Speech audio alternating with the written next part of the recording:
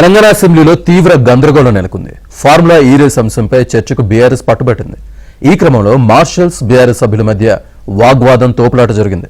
BRS తీరుపై అధికార కాంగ్రెస్ ఆగ్రహం వ్యక్తం చేసింది.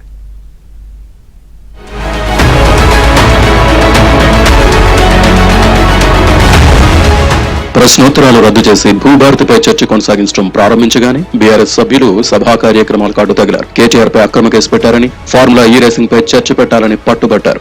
ఈ కార్ రేసింగ్ విషయంలో ఈ అసెంబ్లీ నడిచేటప్పుడు ఒక ఎమ్మెల్యే గారి మీద అక్రమ కేసు పెట్టిండ్రు.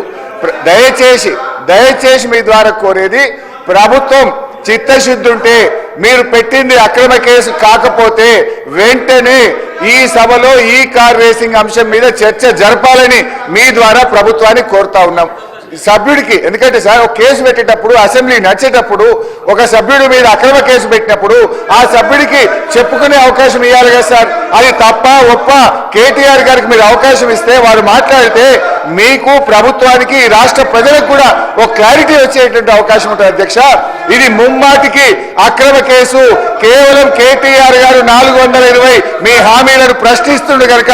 అయితే ఓ ముఖ్యమైన అంశంపై చర్చ జరుగుతూ ఉండగా అడ్డుకోవడం సరికాదన్నారు మంత్రి పొంగులేటి శ్రీనివాసరెడ్డి. ఈ భూభారత బిల్లుని ప్రవేశపెడుతుంటే ఒక దొర కోసం, ఒక దొర మీద వారు చేసిన తప్పులని విచారించే దాంట్లో భాగంగా కేసులు పెడితే ఆ కేసుల గురించి ఇక్కడ చర్చించాలని పట్టుబట్టడం చాలా దురదృష్టకరం అధ్యక్ష.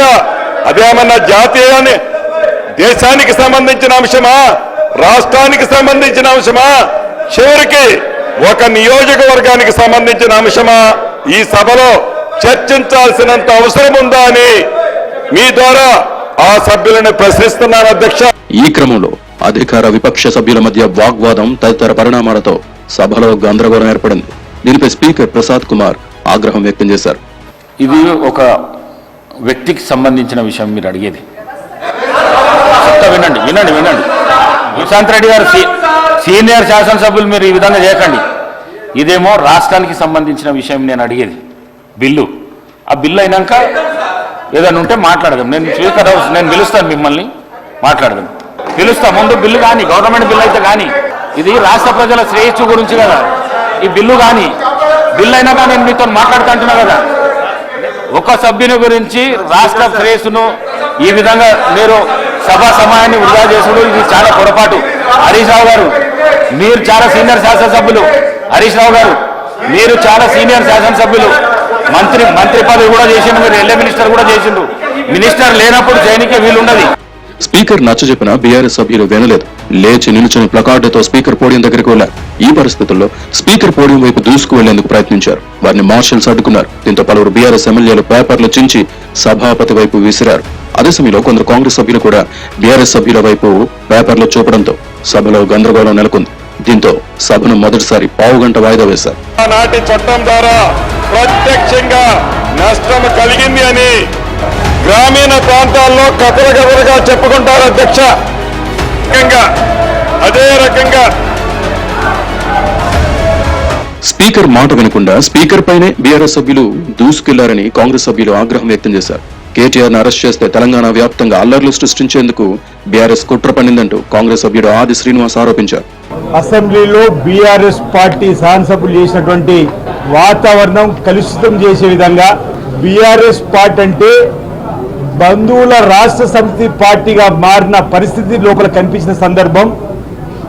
ఓవైపు ఇదే కేటీఆర్ గారి పైన ఏసీబీ కేసు నమోదయ్యే క్రమంలో కేటీఆర్ గారు బయట మాట్లాడుతూ ఏం చేసుకుంటారో చేసుకోండి, ఏం పీక్కుంటారో పీక్కోండి అన్నటువంటి కేటీఆర్ గారు నిన్నటి రోజు ఏదో సందర్భంలో అసెంబ్లీలోని చర్చకు సిద్ధమనే మాట. ఏం పీక్కుంటారో పీక్కోమని కాంచి చర్చ వరకు వచ్చిందంటే దానికి గల కారణాలు ప్రజలందరూ కూడా గమనించాలని కోరుతున్నాం. ఓవైపు పాపాల పుట్ట ధరణిని రద్దు చేస్తూ భూభారతి తీసుకొస్తున్నందుకు దుగ్ధన, ధరణి పోతుంది, ధరణితో పాటు మా 1000 ఎకరాల భూములు పోతున్నాయని చెప్పినటువంటి కోపమా ఈరోజు ప్రజలకు చెప్పాల్సిన అవసరం ఉందన్నమాట సందర్భం చెప్తా ఉన్నాం. ఆ తర్వాత స్పీకర్ తో బీఆర్ఎస్ సభ్యులు సమావేశమయ్యారు. ఫార్ములా ఈ రేసింగ్ వ్యవహారంపై చర్చ చేపట్టాల్సిందేనని కోరారు. అయితే సభానాయకుడితో మాట్లాడి నిర్ణయం తీసుకుంటానని వారికి స్పీకర్ చెప్పారు. ఈ పరిణామాలన్నిటి తర్వాత ముఖ్యమంత్రి రేవంత్ స్పీకర్ భేటీ జరిగింది. సభలో పరిణామాలను ముఖ్యమంత్రికి స్పీకర్ వివరించారు. సభ వాయిదాల మీద వాయిదాలు పడి తిరిగి మొదలైన తర్వాత కూడా బీఆర్ఎస్ సభ్యులు తిరిగి గొడవ మొదలు పెట్టారు. ఇదే సమయంలో భూభారతిపై చర్చను కొనసాగించారు. బీఆర్ఎస్ సభ్యులను సస్పెండ్ చేయాలని కచరా పార్టీ అంటూ అక్బరుద్దీన్ తీవ్రంగా మండిపడ్డారు. We all together had fought against the injustice which was done to the region of Telangana, and all of us together succeeded in achieving Telangana, sir. And see what the BRS is doing to the Telangana Legislative Assembly, sir.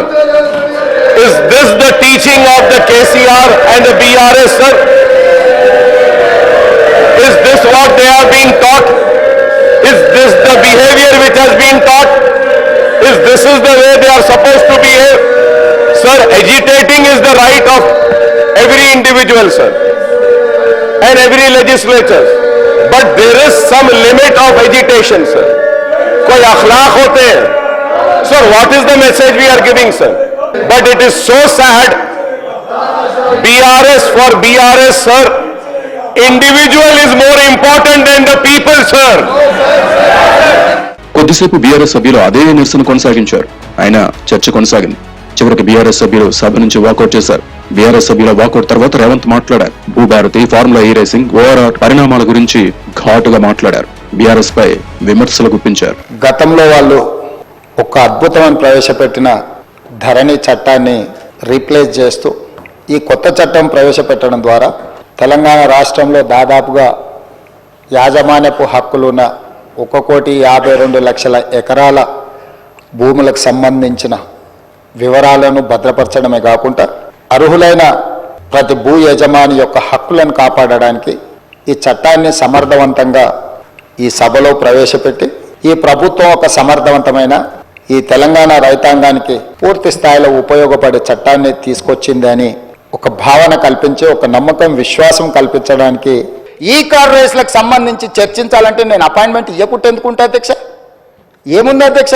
నేను దిగిన photo అధ్యక్ష, ఆ photo నేనే దిగిన. వాళ్ళని పిలిచినా నేను, వాళ్ళు వచ్చి కలుస్తామంటే రమ్మన్నా, వచ్చి కలిచారు.